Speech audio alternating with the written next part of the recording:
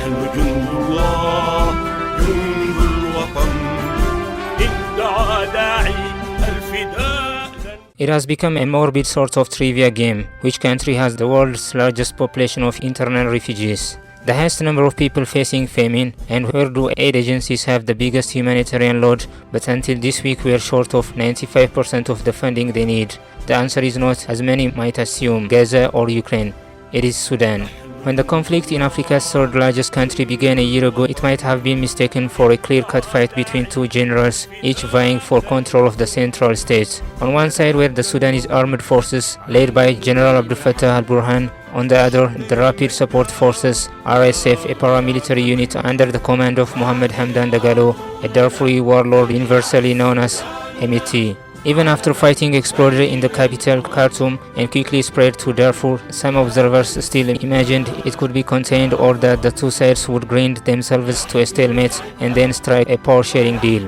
Instead, the conflict has metastasized into a nationwide conflagration so vast and anarchic it could yet destabilize several of Sudan's neighbors. If there were at first two broadly coherent armed blocs under identifiable leadership, now there is a mosaic of competing militias and rebel movements, each with its own interests and agendas. Arms and mercenaries are pouring over the border from Chad, Libya and the Central African Republic and across the Red Sea. Even fighters from as far afield as Russia and Ukraine have reportedly joined the fray, with neither side having managed to land a decisive blow. Both the SAF and RSF have begun to splinter. We are hurtling towards a failed state, frets Tom Perillo, America's recently appointed special envoy. There is a real risk of a 20 to 25 year setback for the people of Sudan and the wider region. More immediate is the risk of mass starvation. The situation is catastrophic, says Michael Dunford, the head of the UN's World Food Program in East Africa. When you look at the sheer size and scale, we are desperately concerned about where this is headed. On April 15th, donors pledged around $2.1 billion to fund humanitarian efforts, yet this may already be too late to avert a famine, which is expected by June and may kill 500,000 people, according to most likely scenario in a study by Klingendel Institute, a Dutch think tank. In its extreme scenario forecast, up to 1 million may perish. Because of the war, large parts of Sudan, in particular Darfur, collected almost no harvest in 2023. National cereal production collapsed by almost half. The price of basic food commodities shot up by as much as 83%. These trends are set to worsen, with fighting having now reached the breadbasket state of Jazeera.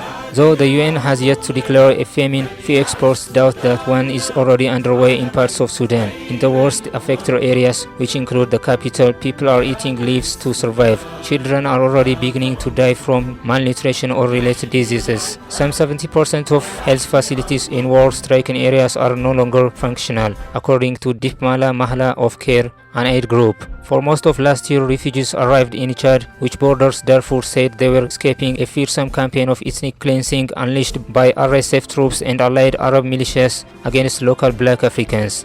Now the new arrivals tell aid workers they are fleeing hunger. Both sides are obstructing humanitarian assistance. RSF fighters regularly attack aid lorries and loot warehouses belonging to NGOs. In February, the SAF banned aid agencies from delivering supplies via Chad. Since then, it has partially relented, but it continues to withhold visas and travel permits for aid workers. Crossing the lines between territory controlled by the SAF and RSF to deliver assistance is cumbersome and deliberately time-consuming, notes a UN official. As a result, all regions have for months been cut off from emergency supplies. Previous food crises in Sudan were localized, argues Alex Dewall, an expert on famines at Tufts University. Now we are witnessing something we haven't seen since the 19th century, a nationwide food emergency. Consider El Fasher, North Darfur's capital and the SF's last major holdout in the west. Before the war, the city was a sanctuary for those escaping violence and hunger elsewhere. Tens, if not hundreds of thousands of civilians had sheltered there since the previous round of ethnic cleansing in Darfur 20 years ago. Yet these days, it is a microcosm of the chaos that prevails elsewhere in Sudan. In theory, the National Army remains in charge, with several thousand troops hold up barracks in the city center.